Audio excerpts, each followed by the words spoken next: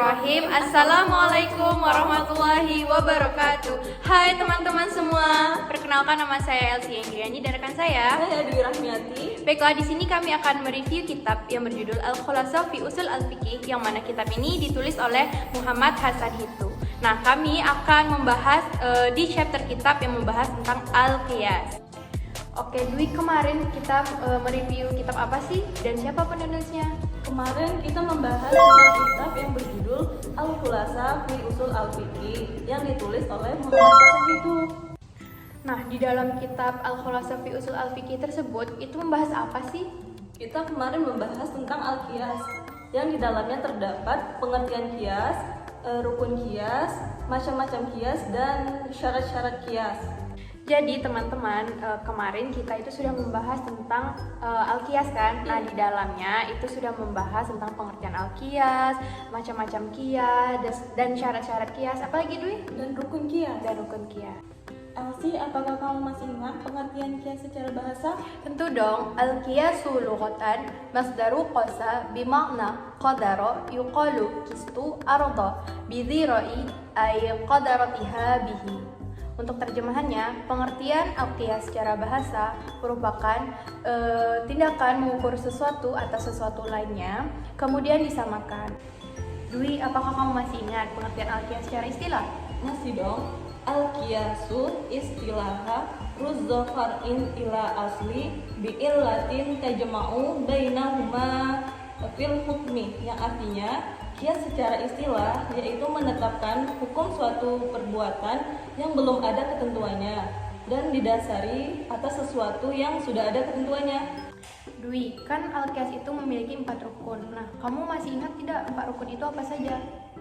Rukun qiyas itu ada 4. Yang pertama al-far'u, yaitu masalah yang tidak ditemukan hukumnya di sekitar masyarakat, di dalam Al-Quran atau Sunnah, dan ijma'. Yang kedua ada al-aslu, yaitu hukum yang sudah jelas dan didasarkan pada petunjuk yang jelas. Yang ketiga ada hukmul al-aslu, yaitu hukum syar'i yang sudah ada di dalam Al-Quran, di mana hukum itu tersemat pada al-aslu yang di atas. Dan yang terakhir ada al-ilat, yaitu persamaan hukum antara al-far'u dengan al-aslu. Oh, jadi rukun qiyas itu ada 4 ya, Dwi. Yang pertama ada al-far'u, yang kedua al-aslu, yang ketiga hukmul aslu, dan yang terakhir itu ada al-ilat. Iya. Elsie, qiyas itu ada berapa macam sih? Qiyas itu ada 3 macam, Dwi. Yang pertama ada qiyas al-ilat, yang kedua ada qiyas al-dilalah, dan yang ketiga itu ada qiyas sabhi. Nah, untuk qiyas al-ilat ini merupakan jenis qiyas yang sudah memiliki suatu kejelasan dari kedua persoalan dan sudah dibandingkan dan diukur.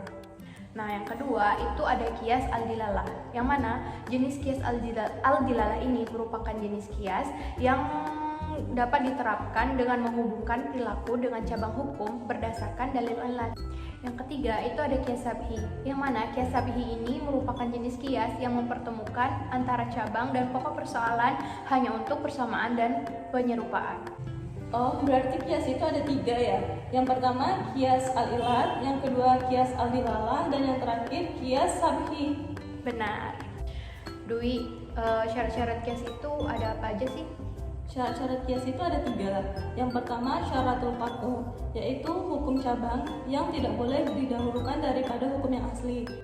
Yang kedua syaratul aslu, yaitu hukum yang sama dengan al-far'u. Jadi hukum aslinya itu harus lebih dahulu daripada hukum yang cabang. Dan yang terakhir ada syaratul ilat.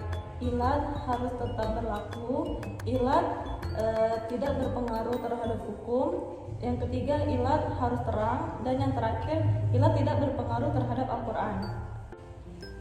Elsie, apa saja sih yang dapat kita pelajari setelah mereview kitab ini?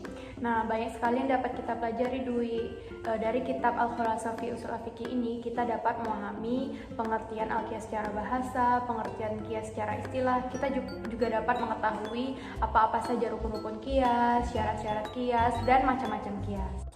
Jadi sebaiknya kitab Al-Khulasah fi Usul Fiqih yang ditulis oleh Muhammad Hasan Hittu dapat dipelajari atau disampaikan oleh orang yang sudah paham isinya kepada orang-orang awam. Nah, harapannya agar kita dapat mengetahui sumber-sumber hukum Islam yang salah satunya itu adalah Al-Qiyas, karena Al-Qiyas ini merupakan sumber hukum yang sangat penting untuk kita pelajari. Baiklah, mungkin hanya ini yang dapat kami sampaikan. Semoga video yang telah kami buat dapat bermanfaat bagi kita semua. Apabila terdapat kesalahan, kami mohon maaf. Saya Dwi Rahmiati dan rekan saya Si Endriani mengucapkan terima kasih. Wassalamualaikum warahmatullahi wabarakatuh. Dadah.